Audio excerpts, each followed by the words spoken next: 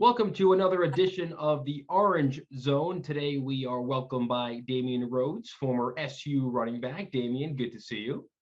Hey, it's great to be back talking about football. Last year couldn't do it because of obviously the pandemic and everything. So it's nice to be talking ball again. This segment is called Back Roads. So, Damian, without you, this segment is nearly impossible. So, you, as the expert, we are relying on your professional take on the SU run game, everything from the running backs, fullbacks, quarterbacks, and offensive line. So, let's get right to it. And we'll start with the best player on the team, in which is Sean Tucker. Your thoughts on Sean? He's a young freshman, and he seems to be pretty good. He's had a great year so far, hasn't he, man?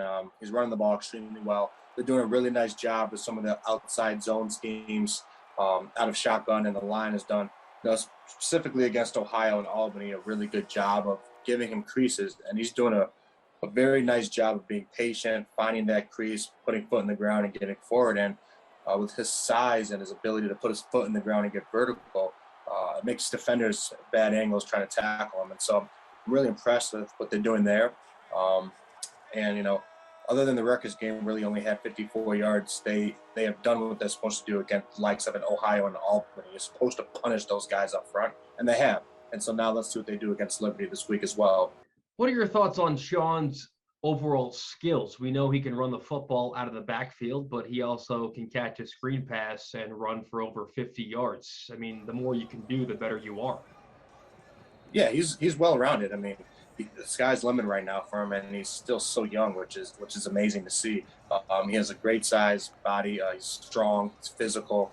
He can break arm tackles very well. His ability to catch out of the backfield is only going to make his usage in the offense better. Plus, from the defensive standpoint, it gives them more things to think about when they're scheming and trying to figure out how to slow him down. So you can take away a run game if you really want to, but if you have him now be able to catch the ball in the pass game, now defensively it makes them do different things. So his ability to have both and continue to develop both will make scheming against them much more difficult.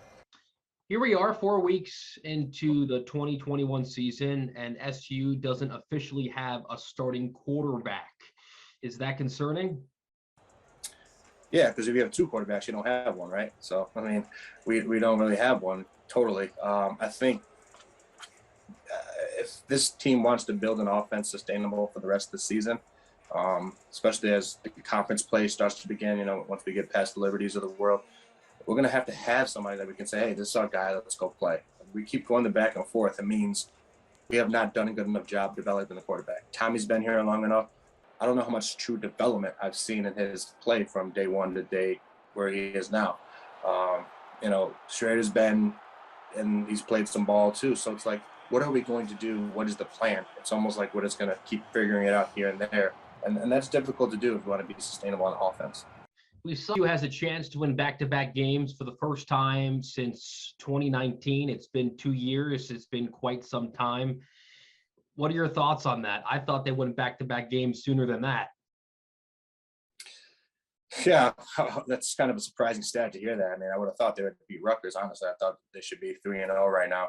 The Rutgers game is one of those games that you can look back maybe at the end of the year and really wish you had back.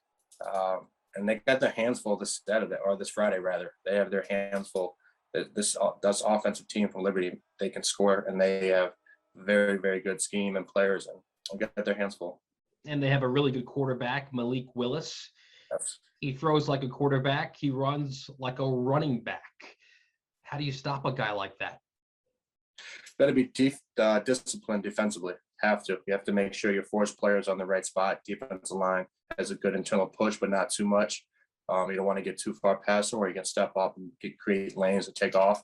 Our corners, which have been very good this year, we've had two solid corners.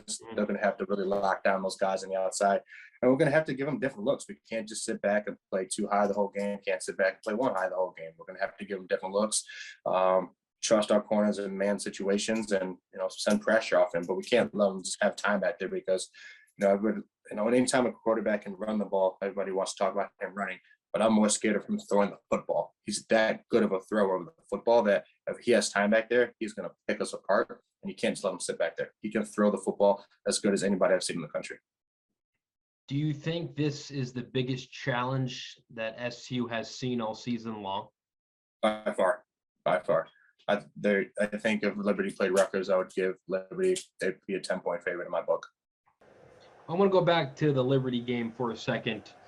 Obviously, Liberty came into the Dome last year, beat the Orange 38-21. You never want to lose to a team. You never want to lose to a non-conference team, and you never want to lose to any of those teams in back-to-back years on your home field.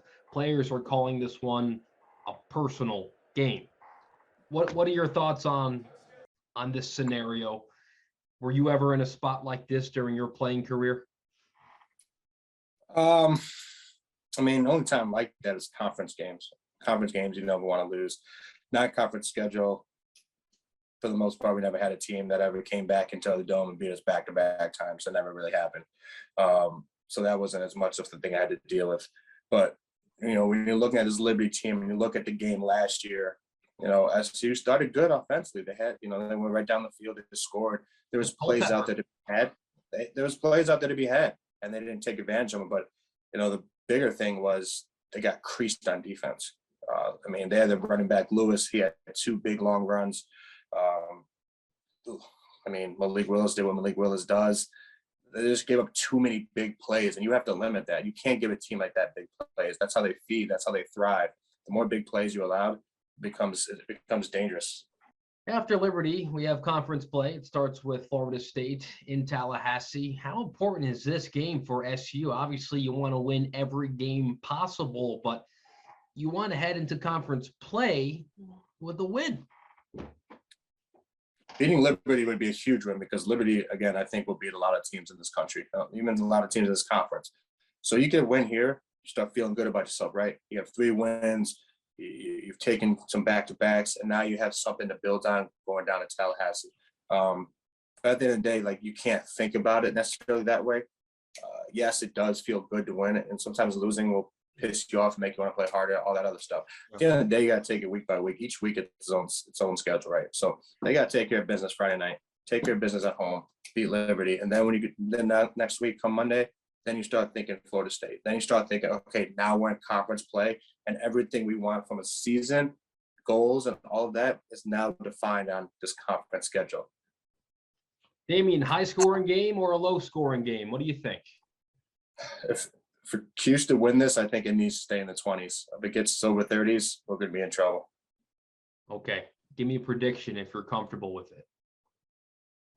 Prediction in order for SU to win, I'll phrase it that way. In order for SU to win, it has to be dirty game like 27-24, 27-21.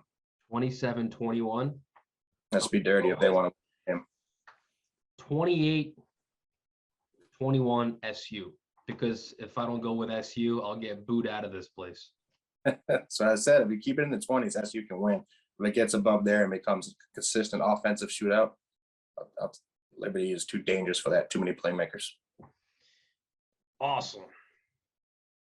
And that is Back Rhodes with Damien Rhodes. Damien, we love having you on. People love hearing what you have to say.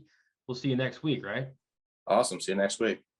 Thanks, everybody, for watching the Orange Zone. Be sure to subscribe to our YouTube channel for SU football content every single day. We'll see you tomorrow.